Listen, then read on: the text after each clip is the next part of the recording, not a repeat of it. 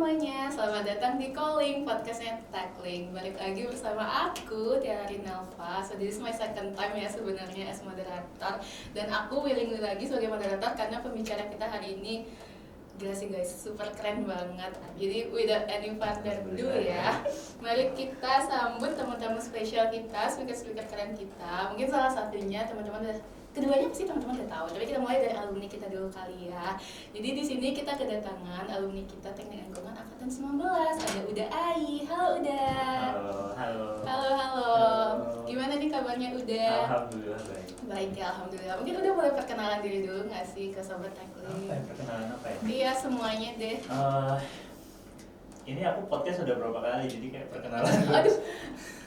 Dia terus. Perkenalkan semuanya, aku Muhammad Fahri Ridwan, biasa dipanggil Ai.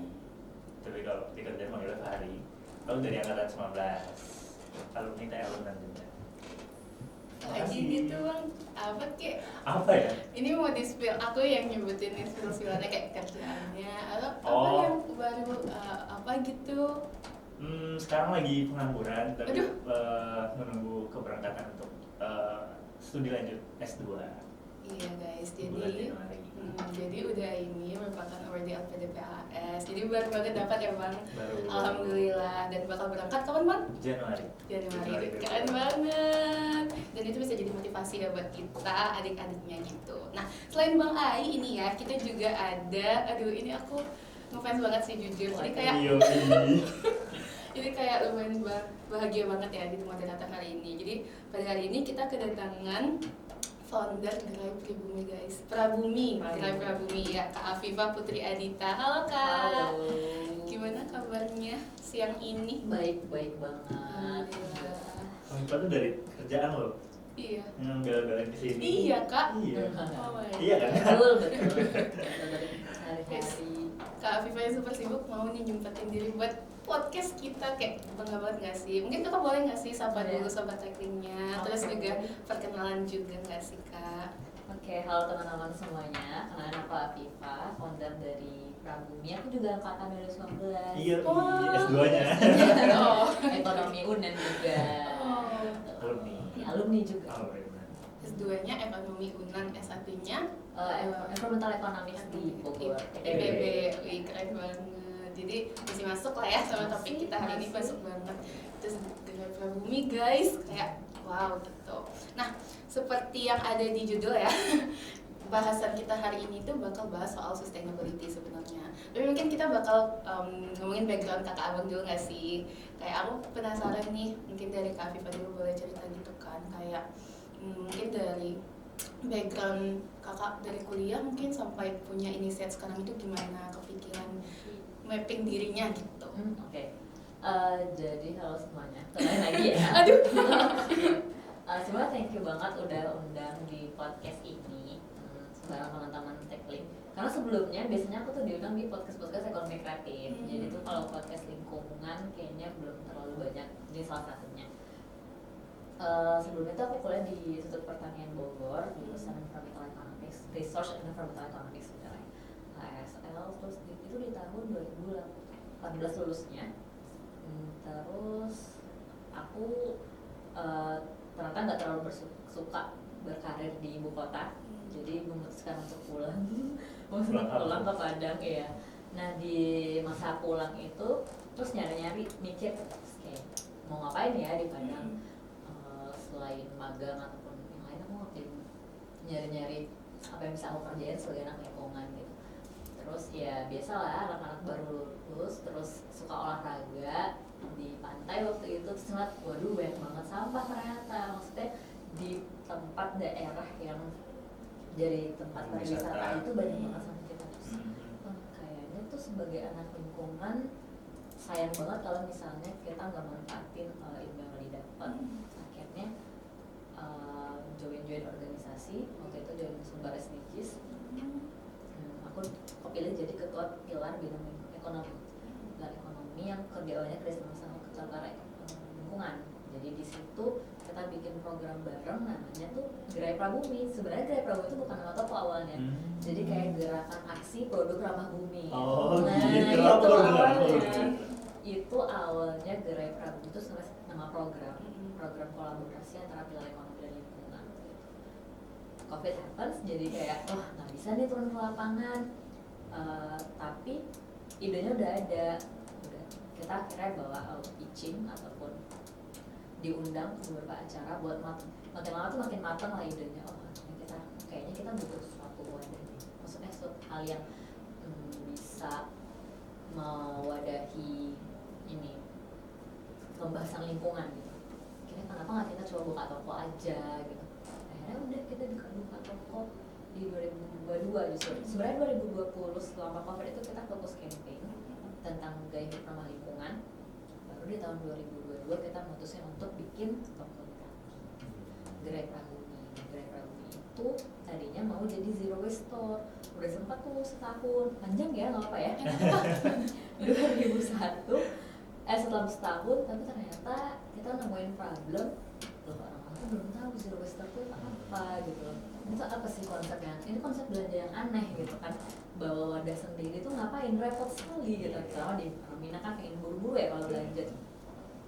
Akhirnya kita harus membereskan masalah utamanya, yaitu awareness-nya itu masyarakat yang belum tahu banyak tentang konsep sustainability itu tadi. Akhirnya kita tambah lini bisnisnya, yaitu creative space tadi. Maksudnya kita bikin workshop, kelas-kelas yang tujuannya itu buat mempromosikan gaya hidup ramah lingkungan. Dan ternyata itu yang boom. Nyesuaiin juga. Benar, ya ternyata itu yang banyak diperlukan oleh masyarakat. Akhirnya udah, jadi seperti sekarang deh Prabumi.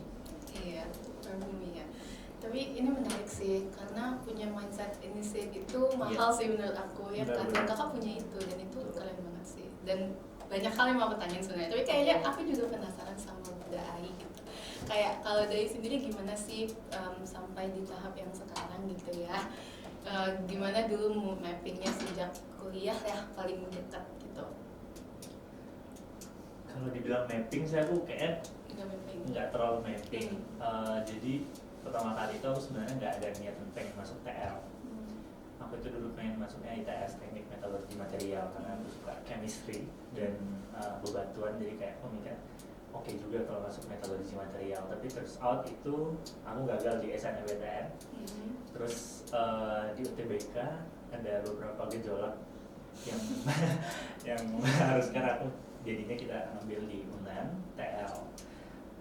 Semester 1 IP aku itu 2,4, jadi semester 2 baru ketemu turning point-nya, di mana kayak aku merasa ternyata TL itu seru juga, dan harus harus merubah mindset aku yang sebelumnya seperti itu, merubah mindset menjadi yang lebih baik. Nah, lalu setelah itu aku mungkin beruntung aja ya, jadi sebelum selesai perkuliahan di S1 itu aku di offer kerjaan sama salah satu, I think the biggest waste management company di Indonesia, Waste for Change. Sekarang di salah satu projectnya itu ISUMP, namanya Integrated Solus Management for Cities Program. Itu pembangunan TPS TRDF di Kota Padang. Tapi aku di situ menganalisis perihal dampak sosial dan dampak lingkungannya.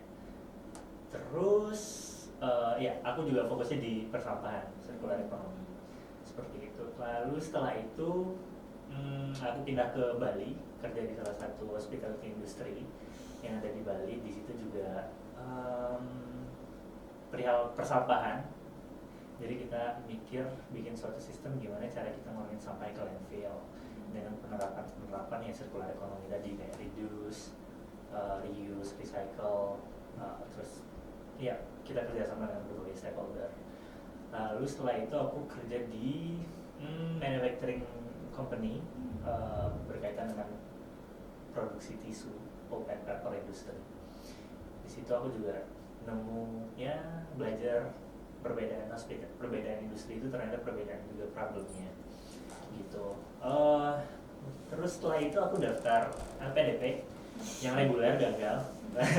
Aku daftar LPDP yang satu lagi itu program prioritas co-funding dengan Australian Award Scholarship. Aku diterima di LPDP AS gitu. Jadi ada kayak 3 sektor fokusnya, itu green economy, blue economy, dan digital information technology. Aku lolos di environmental management University of Queensland. Udah gitu. Keren banget. Singkatnya seperti itu. Keren banget guys. Tapi yang aku tangkap dari cerita Uda itu kayak it's not about success at the end gitu loh. Kayak ternyata banyak struggle-nya, banyak prosesnya ya gak sih kak, kayak ups and down-nya, dan itu biasa guys, it's human gitu. Terus kayak aku tertarik ketika abang bilang, boleh nanya dikit nggak kenapa Australia? Boleh. Jadi dulu itu aku sebenarnya punya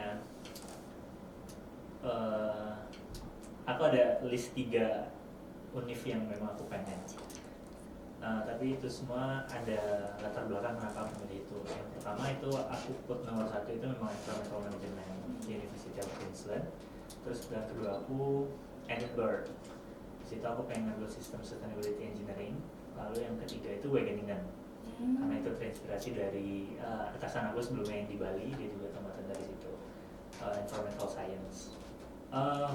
Kenapa endingnya Australia? Karena scholarshipnya lulusnya itu guys. Oke. Dan Bisa dibahas kenapa Queensland ya? Iya. nah kenapa Queenslandnya itu karena cara aku memprioritaskan pilihan aku dalam memilih universitas bukan univnya apa, tapi dimulai dari profesornya siapa. Dan di situ aku dapat rekomendasi dari dosen di UNAN kalau memang pengen fokusnya di arah LCA atau sustainability, ambilnya di sini, dosennya ini, profnya ini, gitu. Nah itulah yang kenapa endingnya aku di Queensland. Keren ya guys.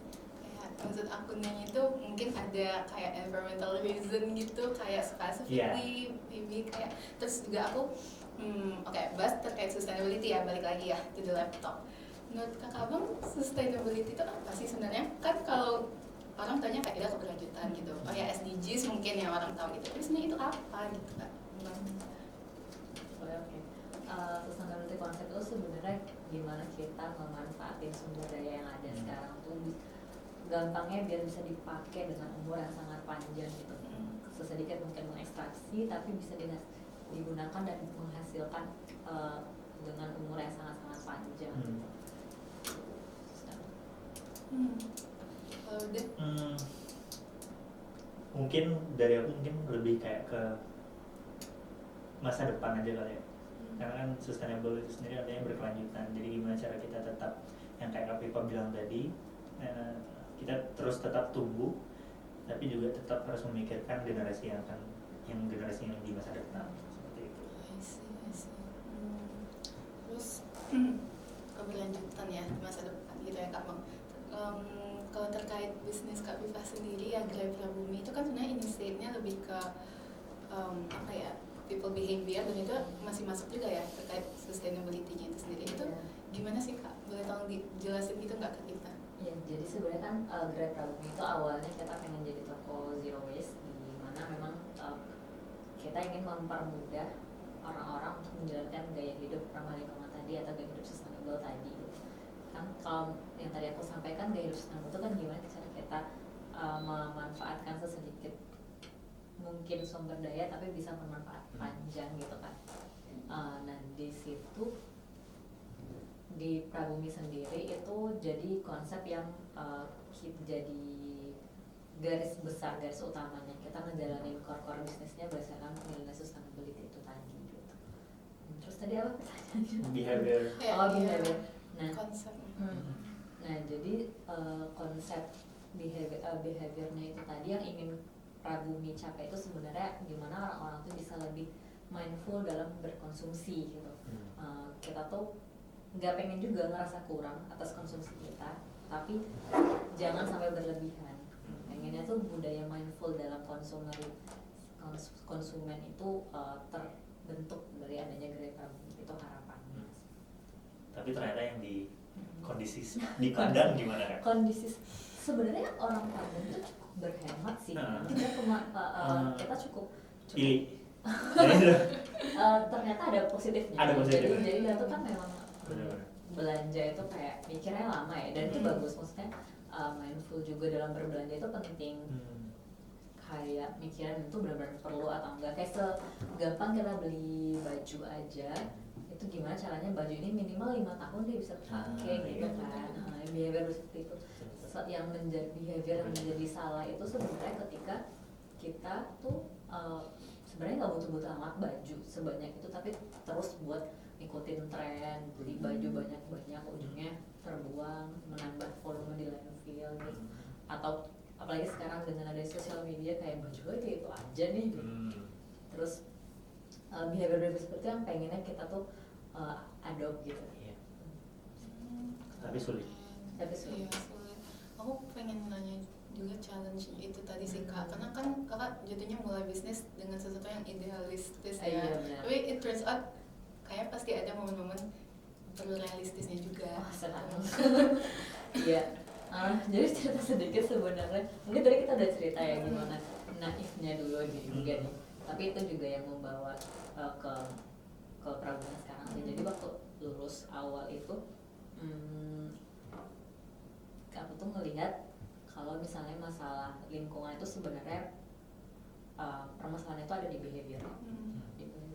Terus kayak dari orang-orang yang emang seenaknya lah pakai plastik, ataupun dari seenaknya membeli baju, ataupun konsumsi lain-lainnya ya pokoknya dulu tuh aku sangat menyalahkan konsumen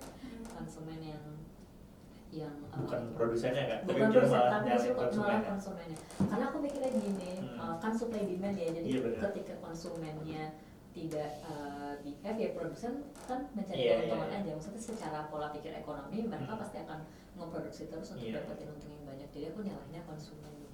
Tapi sekarang kayaknya emang benar ketika dulu waktu kita lagi ada diskusi lah waktu itu.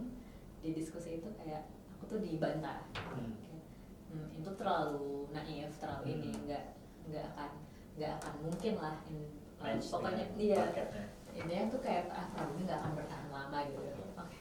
Terus ternyata iya betul ternyata, karena memang cuman alasannya itu bukan karena kita yang nggak bisa, tapi karena upaya yang besar itu cuman impactnya kecil, padahal sebenarnya yang butuh impact yang besar itu ada kendalanya di buat kebijakan. Makanya sekarang akhirnya kayaknya Prabumi nggak terlalu mau untuk menekankan perubahan gaya hidup ekstrim ke pundak orang-orang yang ya kita aja secara ekonomi itu lagi berjuang gitu, terus harus memperjuangkan lingkungan juga tuh kayaknya tuh nggak adil. Akhirnya mungkin di tahun-tahun nanti setelah ini tuh fokus campaign lingkungan itu akan lebih ke mendorong kebijakannya.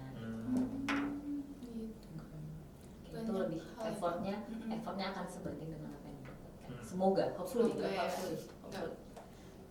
Benar-benar. Menarik sih, maksudnya kayak banyak hal yang perlu diconsider ya Kak. Iya. Terus kayak apalagi kayak yang baru terjadi di Sumatera sekarang gitu kan, kayak mungkin teman-teman juga stay safe ya buat kita semua.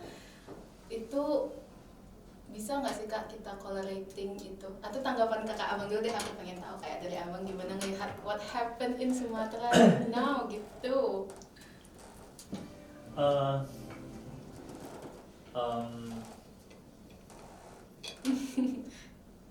Kalau aku melihatnya mungkin salah semuanya ya. Kita nggak bisa nyalahin pemerintah gitu, kita juga nggak bisa nyalahin produsen atau swasta yang administrasinya ada di hulunya. Kita juga salah semuanya sih menurut aku. Kenapa? Karena aku ngerasa ya sistemnya seperti itu dibentuknya dengan sistem yang diadopsi Indonesia itu sekarang. Kalau di ekonominya mungkin kapitalis katanya, dan kapitalis itu ya butuh ekspansi untuk agar dia bisa terus menghidupi dan agar dia bisa terus membayar bunganya dan utang dan lain sebagainya. Nah mereka harus ekspansi. Nah menurut aku itulah yang menjadi problem. Orang bilang mungkin kayak kerakusan individu, tapi aku malah menilainya itu ya memang sistemnya itu dibentuk seperti itu. Jadi dibikin untuk rakus. Jadi gimana pun ya tetap akan di situ-situ aja. Nah itu juga mungkin sesuai dengan teori-teori yang kalau dari filosofis Karl Marx bilang gitu ya. Jadi kalau kapitalis itu memang dia itu sistem yang tidak diciptakan untuk stagnan. Kalau dia stagnan tuh dia kolaps. Kalau dia kolaps ya terjadi kayak apa, instabilitas politik dan ekonomi. Terus banyak orang yang bisa jadi nggak bisa makan malahan karena itu kan berkaitan dengan produksi. Itu ya mungkin singkat. Kalau dilihat dari bencana yang sekarang tuh ya nggak bisa disalahin semuanya. Yang sekarang tuh mungkin kita fokus bantu warga sama warga, bantu sesama masyarakat. Baru nanti setelah itu ya kita tagih lah, karena memang pejabatnya mungkin layer pertama permasalahan itu dimulai kan. Karena izin semuanya berasal dari dia konsensi lahan dan lain sebagainya, izin kan adanya di tanda tangan pejabat. Mungkin itu yang harus kita tagih nanti. Oke. Kayak banyak stakeholder ya buat Iya ini. betul, benar. Dan ya it's system gitu. Iya. Kalau kalian ngeliatnya gimana? Kalau aku tetap masih berharap banyak ke pemerintah. Maksudnya berharap itu beliau yang menyelesaikan. Iya benar. Karena memang tadi aku juga di tahap ini tuh aku masih berpikir kalau pemerintah yang punya kuasa dan punya kontrol terhadap ini ya, terhadap apa yang terjadi gitu. Maksudnya hujan itu paling cuma 20% penyebabnya bencana. Yang memperparahkan sebenarnya kenapa di lahan-lahan dengan area yang konturnya kurang aman itu diizinkan untuk dibuka. Dilakukan illegal logging gitu.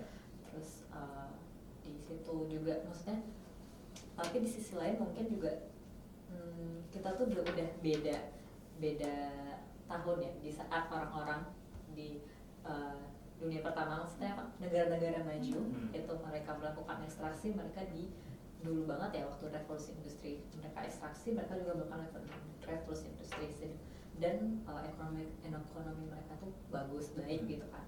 Nah sedangkan kita itu ingin melakukan kenaikan ekonomi dengan menganggap bahwa pilihan kita satu-satunya untuk meningkatkan ekonomi itu adalah ekstraksi sumber daya alam.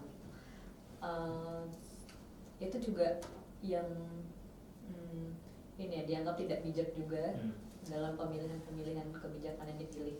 Nggak tahu ya, mungkin ada kepentingan juga di sini. Aku sih ngerasa pemerintah punya kepentingan di sini ya, beberapa aktor-aktor politik itu punya kepentingan. Jadi selama mereka masih egois dengan kepentingannya ya, yang akan menjadi korbannya ya adalah masyarakat yang masyarakat yang terdampak gak punya daya sama sekali gitu loh. Tapi menariknya Kak,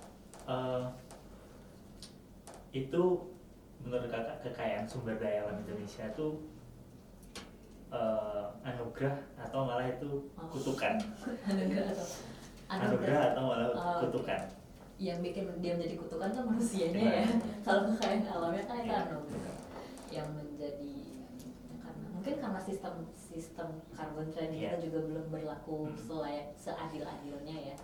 Kita juga di satu sisi kita tuh kita tuh dilarang untuk melakukan ekstraksi oleh negara-negara maju, padahal kita pengen maju, tapi di sisi lain ya mereka nggak ngasih juga nanam modal di sini. Iya betul, mereka juga nanam modal di sini untuk kita melakukan ekstraksi. Itu kalau orang bilang namanya the resource curse, jadi kayak kutukan kekayaan untuk negara-negara yang berkembang yang punya kelimpahan sumber daya alamnya. Salah satu cara buat kita ekonomi growth ya ekstraksi. Beda dengan negara-negara yang kayak Singapura, mereka nggak punya apa-apa, jadi mereka dituntut buat meningkatkan kualitas sumber daya masyarakatnya. Minimal kita di Indonesia tuh nggak peduli. Kita yang supply sebenarnya. Iya, kita yang supply ke mereka. Mereka reklamasi itu tanahnya dari kita, misalnya kayak gitu. Kayak gitu ya Kak? Iya, betul. Jadi aku merasa kadang kekayaan Indonesia itu malah jadi kutukan. Dan yang diuntungkan ya para elit aja, yang kaya makin kaya, miskin makin miskin. Dan itu real kayaknya. Wow, kompleks. Karena kalau kita ngomong ekonomi growth, target perubahan misalnya kayak 8%, terus kita menghidupkan private sector swasta. Di situ pemilik modal, penanam modal yang punya alat berat, mesin modal semua itu pasti makin akan kaya karena dia investasi berulang-ulang. Sedangkan kita yang aku sendiri korban pekerja, nah itu pasti kenaikannya itu nggak signifikan, bahkan per tahun gajinya tidak menutupi inflasi yang Gapnya terlalu gapnya jelas. terlalu jelas. Nah itu sih menurutku Oke. problem berulang dari sistem kapitalisme ini. Wow. Jadi apakah kita harus membiarkan saja? Iya, gimana nih? Nah itu bingungnya itu kan, solusinya apa? Kalau solusi dari kakak apa? Kalau dari aku mungkin kita nggak bisa ya menghambat pertumbuhan ekonomi ya, karena memang sudah sistemnya seperti itu. Di Paris Agreement pun nggak ada tuh nyuruh kayak produksi itu harus di-cut, nggak ada kan. Tapi mereka tuh nyuruhnya itu ya shifting ke arah yang lebih baik, renewable energy, circular economy. Jadi bukan malah kayak cut upstreamnya, tapi kita hidupkan ya industri-industri lain itu yang lebih ramah lingkungan, sehingga itu nantinya juga ya berharapnya bisa mengurangi dampak lingkungan. Tapi transition pun PR-nya banyak kan, Mah? PR-nya banyak banget. Banyak. Kita bikin solar panel kan juga ekstraksi kan, Iya. EV kan juga ekstraksi. Sama kayak misalnya seberapa banyak kok inovasi-inovasi lingkungan yang Benar. ditemukan ketika tidak didukung oleh kebijakan yang ada, Iya. itu juga jadi cuma-cuma. Betul. Jadi kalau menurut aku sampai ke kesimpulan sekarang, kayaknya memang kita harus balik lagi ke SDM-nya lagi gitu. Jadi nggak cuma edukasi lingkungan aja nih, tapi juga ke gimana sih bikin orang-orang tuh bisa lebih pintar dalam melihat apa yang terjadi gitu. Iya. Nggak dalam satu sisi, tapi gimana cara bikin mereka tuh melihat dari atas sampai apa aja Grassroots-nya ya. benar, mereka melihat apa aja yang terjadi sebelum mereka mengambil keputusan dan sebelum mereka menggunakan hak politik. Iya, benar. Betul. Karena misalnya gini, banyak banget dari teman-temanku, terutama yang aktif ataupun yang ini juga sudah ada di titik helplessness gitu. Jadi kayak mereka tuh nyerah bukan karena nggak pernah nyoba atau nggak peduli, tapi emang udah di sistem otaknya udah pasif. Jadi kayak gue udah nyobain segala macam hal tapi nggak semuanya nggak in control, semua nggak ngaku. Jadi akhirnya kayak udahlah terima aja deh, tunggu ya mau dibawa kemana. Iya. Terus sampai di situ juga ya kita jadi kehilangan banyak kesempatan atau banyak orang yang berhenti buat menyuarakan hal-hal seperti itu lagi gitu. Hal yang paling mungkin banget kita lakukan, apalagi buat teman-teman yang mahasiswa tuh tetap stay educated. Jadi kayak iya belajar terus gitu loh, belajar terus ya. Hopefully nanti suatu hari dari teman-teman yang lagi belajar tuh mulai bisa ngebagiin ilmunya, mulai bisa melihat mulai bisa bermanfaat deh buat orang. Ya harapannya dari lingkaran kecil teman-teman itu pun udah bisa teredukasi, nanti lingkaran kecilnya lebih jadi lingkaran lebih besar lagi yang teredukasi. Jadi kita bisa bikin sistem, kita bisa masuk ke sistem politik yang lebih baik gitu loh. Jadi kita berdasarkan nalar gitu loh miliknya. Apalagi kan kemarin mungkin banyak teman-teman yang memilih secara politik itu juga ya euforia aja gitu, nggak tahu ini gimana. Ya benar. Jadi mungkin mulai sekarang di saat kita sudah melihat semua kenyataannya, diingat apa yang terjadi dan manfaatin hal yang paling, karena menurutku itu yang paling bisa kita lakukan adalah di hak suara itu. Jadi pilih yang paling baik, walaupun kita tahu ya nggak semuanya ada, pasti semuanya punya cacat politiknya, cuman ya paling baik deh untuk Indonesia gitu. Tapi orang Indonesia itu maaf banget loh. Nah, Bencana betul. hari ini 2 tahun lagi, 4 tahun lagi lupa. Jangan 2 tahun Besok kemarin lupa. aja udah nangis Iya, takutnya. benar. Iya. Nah itu maksudnya kan kalau itu kan mungkin dari sisi yang mungkin gak dapat kesempatan yang sama dibanding teman-teman gitu kan. Privilege kita yang kuliahnya kan juga Iya. privilege. Jadi manfaatkan privilege